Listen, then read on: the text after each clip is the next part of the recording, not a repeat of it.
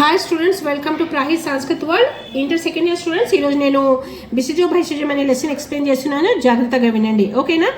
అయితే భిషజో భైషజ్యం అనే పాఠము పద్మశ్రీ పుల్లెల శ్రీ రామచంద్రుడు గారిచే రచించబడిన కథాత్రయి అనే గ్రంథం నుండి స్వీకరించబడింది అన్నమాట. అర్థమైందా? అయితే స్టోరీ ఏంటంటే, ఒక సాయంత్రము డాక్టర్ వెంకట్రావు వద్దకు కొంతమంది గ్రామీణులు యాక్సిడెంట్లో గాయపడిన ఒక అబ్బాయిని తీసుకొస్తారన్నమాట. తీసుకొచ్చి ఆ డాక్టర్ని రిక్వెస్ట్ చేస్తారు, డాక్టర్ ఈ అబ్బాయి యాక్సిడెంట్ అయింది, ఈ అబ్బాయి ఎవరో మాకు తెలియదు, తొందరగా వచ్చి ఆయనకు ట్రీట్మెంట్ ఇవ్వండి, చాలా చాలా క్రిటికల్గా ఉంది అని చెప్తారనమాట. అది విన్న ఆ డాక్టర్కి చాలా కోపం వచ్చి ఆ గ్రామీణులకు, ఆ గ్రామస్తులకు కోపంగా చెప్తాడనమాట. నా డ్యూటీ టైం అయిపోయింది, టైం కాని టైంకి మీరు తీసుకొస్తే నేను చూస్తాను అనుకుంటున్నారా? నేను చూడను.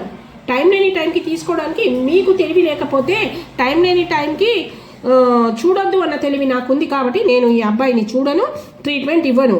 ఇంకా ఎక్కడ ఫీజు ఇవ్వాల్సి వస్తుందో అని ఆ ఫీజు ఎగ్గేయడానికి ఆ అబ్బాయి ఎవరో తెలీదు, స్ట్రేంజర్ ఏం చెప్తారా? మీ ఊరల గురించి నాకంతా తెలుసు, ఆ అబ్బాయిని తీసుకోపోండి, నేనేం ట్రీట్మెంట్ చెయ్యా అని కోపడతాడనమాట. అంటే తను డాక్టర్ అయి ఉండి, ఒక డాక్టర్ ఏంటంటే 24/7 ఆపద ఉందంటే ఎవరికైనా సాయం చేయాలి. ఆ మానవత్వం అనేది మర్చిపోతాడనమాట. మర్చిపోయి ఆ ఊరి ప్రజలకు ఇష్టం వచ్చినట్టు మాట్లాడతాడనమాట. అయితే అప్పుడు ఆ గ్రామస్తులందరూ రిక్వెస్ట్ చేస్తారు ఆ వెంకట్రావుకి, డాక్టర్ గారు మీరు అలా చెప్పకండి, అబ్బాయి స్థితి చాలా ఘోరంగా ఉంది కాబట్టి మేము మీకు రిక్వెస్ట్ చేస్తున్నాము, మీరు అబ్బాయిని ఒక్కసారి చూడండి, చాలా క్షణక్షణం అతని పరిస్థితి అనేది క్షీణిస్తుంది, ఒకసారి చూడండి అని రిక్వెస్ట్ చేశాడనమాట. ఎంతో రిక్వెస్ట్ చేశాడు. అయినప్పటికీ వెంకట్రావు ఒప్పుకోడనమాట. ఏమంటాడంటే, భారతదేశంలో జనాభా రోజు రోజుకి చాలా పెరుగుతుంది కాబట్టి ఇంత జనాభాలో ఇటువంటి ఒక చిన్న కుక్క పిల్ల చనిపోతే ఏం ఎఫెక్ట్ కాదు, బాధపడకండి, తీసుకెళ్ళండి వాడిని, నేనైతే చూడను అని కసిరిచ్చినట్టు మాట్లాడతాడనమాట. అనుకుంటూ లోపల గులుక్కుంటూ వెళ్ళిపోతాడు. ఈ చిన్న కుక్క పిల్ల చనిపోతే ఈ ఊరి కుక్కలు ఎంత ఉరులుతారు అనుకుంటూ లోపలికి వెళ్ళిపోతాడనమాట. ఇది ఇక్కడ మీకు ఒక చిన్న ఇన్సిడెంట్ జరిగింది ఉంది. అయితే ఇప్పుడు ఇక్కడ నెక్స్ట్ వచ్చేసరికి ఏంటంటే, వెంకట్రావు క్యారెక్టర్ ఏంటో వినండి. అయితే డాక్టర్ వెంకట్రావు ఒకానొక పేద కుటుంబంలో జన్మించాడు. చాలా పేద కుటుంబం అన్నమాట. 5 సంవత్సరాలు అంటే ఆయనకు 5 years ఉన్నప్పటికే 5 సంవత్సరముల వయసు ఉన్నప్పుడే అతని తల్లి చనిపోయిందనమాట. ఎప్పుడైతే డాక్టర్ వెంకట్రావు 5 years ఉండే కదా, అప్పుడు అతని తల్లి మరణించిందనమాట. అతని తండ్రి పేరు సుబ్బయ్య శాస్త్రి అనమాట. చాలా తన కొడుకుని గారాభంగా పెంచాడు అతడు. అయితే చురుకైన బుద్ధి కల వెంకట్రావు అన్ని తరగతులలో ప్రథమ శ్రేణిలో పాస్ అయ్యేవాడు అనమాట. అంటే చాలా బాగా చదివేవాడు, చాలా షార్ప్ ఉండే చిన్నప్పటి సందే. అయితే తన కొడుకు అంత షార్ప్ ఉన్నాడు కదా, అతని సరియైన విద్య ఇవ్వాలి అని తన కొడుకుని MBBS చదివిస్తాడనమాట. అది కూడా తను చక్కగా చదివి పాస్ అయ్యి డాక్టర్ అయిపోతాడనమాట. చూడడానికి కూడా చాలా అందంగా ఉంటాడు వెంకట్రావు.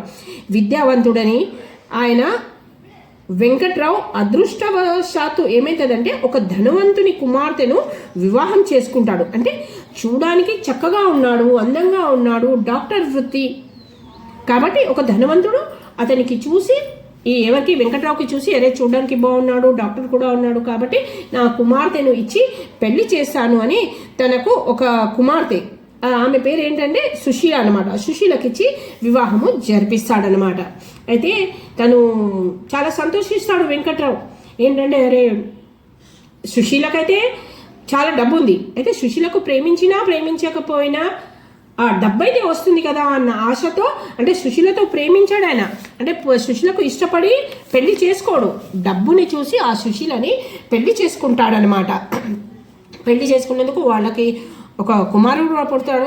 అయితే తన కోడలు తన మనుమని దగ్గర ఆ సుబ్బయ్య శాస్త్రి వాళ్ళ ప్రేమ వలన వాళ్ళిద్దరి దగ్గర ఉంటాడనమాట. వాళ్ళిద్దరి దగ్గర అంటే వెంకట్రావు, తన మనమడు అండ్ కోడలు, ఆ ముగ్గురు దగ్గర ఈ సుబ్బయ్య శాస్త్రి ఉంటుండే అనమాట.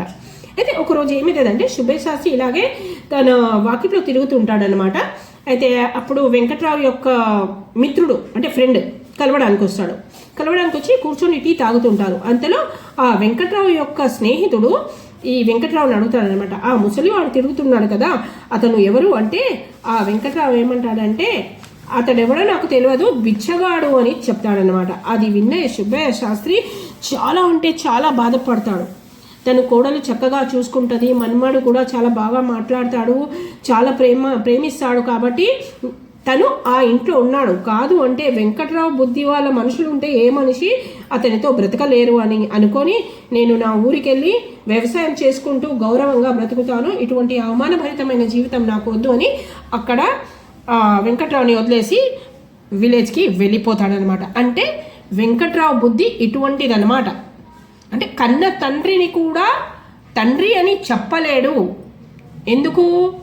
ఎందుకంటే అతని పరిస్థితి అలా ఉంటుందన్నమాట. సో ఇది ఇలా ఉండగా అంటే వాళ్ళ పెళ్ళైన తర్వాత వాళ్ళకు ఒక కుమారుడు కూడా ఉన్నాడని చెప్పాను. తర్వాత తండ్రిది ఈ విధంగా తను ఇన్సల్ట్ చేస్తాడు. ఇదంతా దీనివల్ల మనకేం తెలిసిందంటే వెంకట్రావు యొక్క క్యారెక్టర్ ఏంటో అనేది తెలిసింది. ఇలా ఉండగా తను చదువుకునే టైంలో అతని కాలేజ్లో ఒక అమ్మాయి మంజు హాసిని.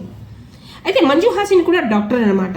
అయితే ఆమెది ఏంటంటే అదే ఊరిలో ఒక గవర్నమెంట్ హాస్పిటల్లో డ్యూటీ పడుతుంది అనమాట. అంటే ట్రాన్స్ఫర్ అవుతుంది ఆ ఊరికి ఆమెకు. అయితే ఆ విషయము డాక్టర్ వెంకట్రావుకి తెలుస్తుంది. అరే మంజు హాసిని నా క్లాస్మేట్, ఇక్కడ ట్రాన్స్ఫర్ అయింది ఆమెది, అయితే నేను ఆమెకు కాల్ చేసి మాట్లాడాలా అని అనుకుంటాడు. కానీ కాల్ చేయడు. ఎందుకంటే ఆయనకు మేల్ ఈగో అడ్డొస్తుంది. నేను ఎందుకు చేయాలి కాల్, తను కూడా చేయొచ్చు కదా, నేను క్లాస్మేట్ అయితే ఆమె కూడా నా క్లాస్మేట్, ఆమె కూడా చేయొచ్చు కదా, నేను ఎందుకు చేయాలి అని అహంకారంలో కూర్చుంటాడనమాట. ఆమెకు కాల్ చేయడు. అయినా మళ్ళీ ఆలోచిస్తాడు ఒకసారి చేయాలని, అయినా చేయడనమాట. అలా ఆలోచిస్తూ తిరుగుతుంటాడు. అంతలోనే కాల్ వస్తుంది. కాల్ రాగానే తను ఫోన్ లిఫ్ట్ చేశాడు. హలో ఎవరు అంటే తను అంటది, నేను మంజు హాసిని మాట్లాడుతున్నాను, ఇక్కడ దగ్గరలో ఉన్న ప్రభుత్వ ఆసుపత్రిలో ఉన్నాను, నేను ఇక్కడ ఒక ఎమర్జెన్సీ కేసు ఉంది, వస్తావా అని అడుగుతాడనమాట. ఆ మాట వినగానే వెంకట్రావు చాలా సంతోషిస్తాడు. అరే మంజు హాసిని నాకు పిలిచింది కదా అని తొందరలో బయటికి వచ్చి డ్రైవర్కి చెప్తాడనమాట, డ్రైవర్ కార్తీ అని. అప్పుడు ఆ డ్రైవర్ చెప్తాడనమాట, ఏమని, సార్ ఈరోజు నేను కారు అవ్వడం వలన రిపేర్కి తీసుకెళ్ళాను, కాబట్టి బాబుకి స్కూల్ నుండి తేలేదు శేఖర్కి అని చెప్తాడనమాట. కానీ డాక్టర్ ఏంటంటే ఆ మాట పట్టించుకోడు. ఎందుకంటే తనకు మంజు హాసిని పిలిచింది కదా, ఆ సంతోషంలో చెవులో ఏ మాటలు పడలేవు అతనికి. సో బండితి అంటాడనమాట. సరే అని ఆ డ్రైవరు వెంకట్రావుని కారులో కూర్చోపెట్టుకొని దగ్గరలో ఉన్న హాస్పిటల్కి, గవర్నమెంట్ హాస్పిటల్కి తీసుకెళ్తాడనమాట. అక్కడ వెళ్ళిన తర్వాత మంజు హాసిని దగ్గర వెళ్ళి కలుస్తాడనమాట. ఒక ఎమర్జెన్సీ కేసు ఉంది చూడు అని చెప్తాడనమాట. అక్కడ చూసేసరికి ఎవరు ఉంటారు, ఎప్పుడైతే ఈయన క్లినిక్కి ఎవరైతే గ్రామస్తులు వస్తారు కదా వాళ్ళే అక్కడ కూడా ఉంటారనమాట. అయితే ఆ డాక్టర్ వెంకట్రావు వచ్చేసరికి అక్కడున్న చుట్టూ నిలబడ్డ గ్రామ ప్రజలు కొంచెం పక్కకి జరుగుతారనమాట. జరిగేసరికి ఆ బెడ్ మీద ఉన్న పేషెంట్ని చూసేసరికి వెంకట్రావు కుప్పకూలిపోతాడు, అక్కడే కింద పడిపోతాడనమాట. ఎందుకో తెలుసా, ఆ పేషెంట్ ఎవరో కాదు, ఆ స్ట్రేంజర్ ఎవరో కాదు, కుక్క పిల్ల చనిపోతే జనాభా తగ్గుతుంది అని చెప్పాడు కదా, అది ఎవరో కాదు, అతని కన్న కొడుకు, ఎంతో గారాభంగా ప్రేమగా చూసుకునే ఒక్క కొడుకు శేఖర్ అనమాట. అంటే తనలో మానవత్వం అనేది మాయమైపోయింది కాబట్టి అతని కొడుకు కూడా అతని జీవితం నుండి మాయమైపోయాడు. మనము ఏ పొజిషన్కి వెళ్ళినా, ఎంత పై స్థితికి ఎదిగినా సరే, మనిషి అన్నాక మానవత్వం అనేది కొంచెమన్నా ఉండాలి. ఆ డాక్టర్కి ఆ మానవత్వం తక్కువ కావడం వలన తన కన్న కొడుకునే కోల్పోయాడనమాట. ఇది భేషజం స్టోరీ. అయితే సెకండ్ ఇయర్ స్టూడెంట్స్, ఒకవేళ మీకు ఈ స్టోరీ నచ్చితే లైక్ చేయండి, షేర్ చేయండి, సబ్స్క్రైబ్ చేయని వాళ్ళు సబ్స్క్రైబ్ చేయండి. మీకు ఇంకేమైనా డౌట్స్ ఉంటే కమెంట్ బాక్స్లో కమెంట్ చేయండి. అకార్డింగ్ టు యువర్ కమెంట్ నేను నెక్స్ట్ వీడియో అనేది సెండ్ చేస్తాను. Thank you everyone.